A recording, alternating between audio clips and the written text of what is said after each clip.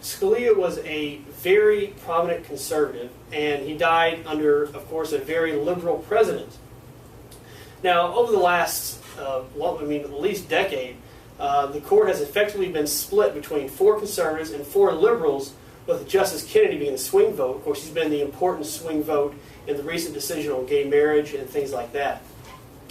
Now, with Scalia dead, Obama has a chance to replace him with a liberal justice, which could dramatically alter the future of America. This is possibly even more important than who the next president even is. However, the president can only nominate a replacement. Per the Constitution, it is up to the Senate to confirm that nomination. As the Constitution says, the advice and consent of the Senate, i.e. they have to nominate him. That is why many Republicans, including many candidates, are asking the Republican-held Senate to delay any nomination until the new president takes office. Here's a report on the issue. All right, so like I said, this has become a very divisive issue because it is such an important position. And I find it funny that Democrats ask for a fair hearing and a timely hearing. I may not remind them of the Robert Bork hearing in the 80s when they or even Justice Thomas's hearing. Democrats do not believe in fair justice hearing, justice nomination, confirmation hearings at all. Justice Thomas, Justice Bork are 2 examples.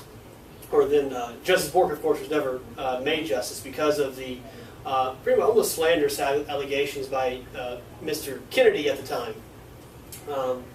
But you may be thinking, it's just one justice. What's the big deal?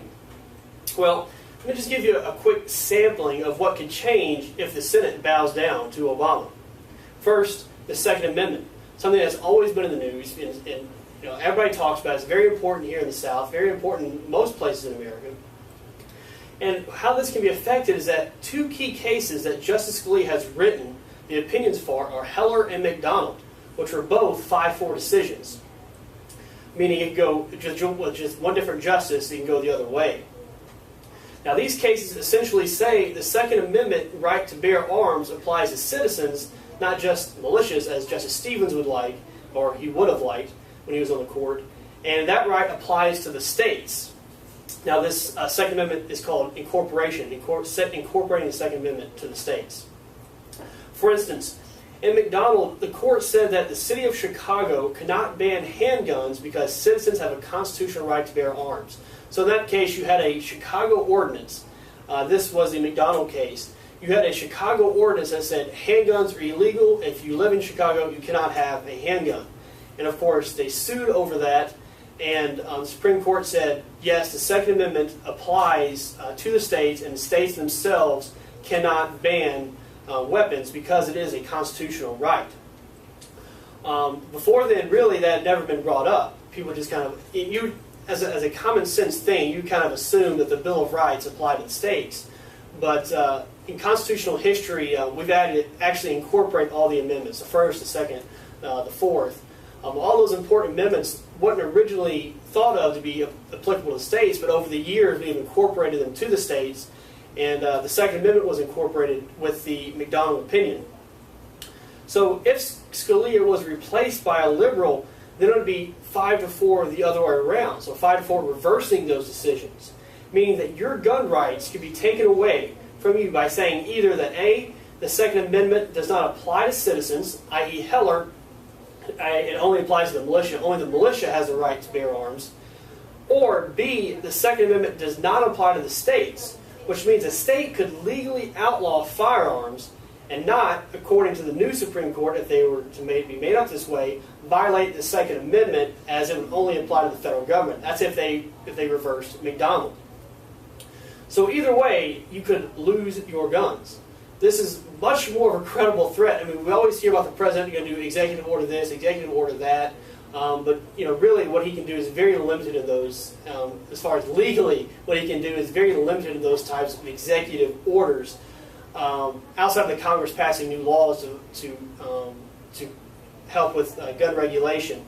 But if the new Supreme Court with a liberal replacing Scalia were to reverse these decisions, that is the most that is the hugest threat to your right to bear arms. Because any city you live in could ban them, or they could just ban them outright, saying citizens themselves do not have a right to bear arms. Part, freedom of religion. Now, there's actually a much better chance of this happening. Now, of course, liberals aren't too fond of another part of the First Amendment, the freedom of religion, although they do seem to think protection only applies to Muslims, not Christians, of course. Now, a liberal replacement for Scalia would probably be the fifth vote to overrule the 2014 Hobby Lobby decision. Now, if you don't remember, that was the decision that said religious employers don't have to give contraceptives and things like that to their employees if it is against their religion.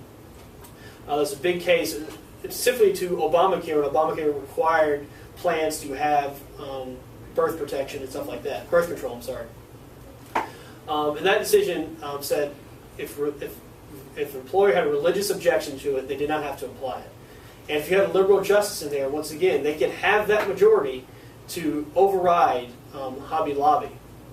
So with all these issues that could potentially change your life, it's why it's so important that Senate Republicans block any Obama nominations and let the voters decide in the next election who should nominate Scalia's appointment. If a Democrat is elected in the election, God help us, because then almost it's like our Constitution is designed with protections. Everybody has, with powers. Everybody has equal powers in our government. Separation of powers. And if you had, for instance, if you take us back to 2008 when Democrats had a supermajority in the House and they had the Senate and they had the presidency and then they had the Supreme Court, then therefore the stars align and there's no more protections to the people. The Supreme Court was always designed to be the last step, the last hurdle. Laws in our country are made to be hard to pass and they're made hard to uphold. Because we have something called the Constitution. And the Constitution was ratified to protect the people, as a government or the people, of the people, for the people. And the Constitution was a document envisioned by the Founding Fathers to protect the people from government overruns. And that is why they have made it so hard. That's why we have these protection of powers. And with the Supreme Court all on one side, the legislature all on one side, and then the presidency all on one side, the people no longer have protection. Because this decision could have so much impact, I urge you to call your local senator and tell him or her to block any Obama nomination and wait for the next president. Because it is so important. Let the voters, like Mitch McConnell said, let the voters decide who it should be. If the voters vote in another Democrat president, then obviously that person will nominate Scalia's replacement and probably Kennedy's replacement. That's why this next election is also very important, not just because of Scalia, but a lot of the other justices are getting older. We've had 8 years of Democratic control, and Obama's had plenty of Supreme Court seats that he's put on there. If we had another 4 or even 8 years of Democratic control, almost the whole Supreme Court would be liberal-leaning or left-leaning. So that is why this next election is so important, not just because it is a pivotal time in America, with us internationally and economically, but because of these Supreme Court nominations.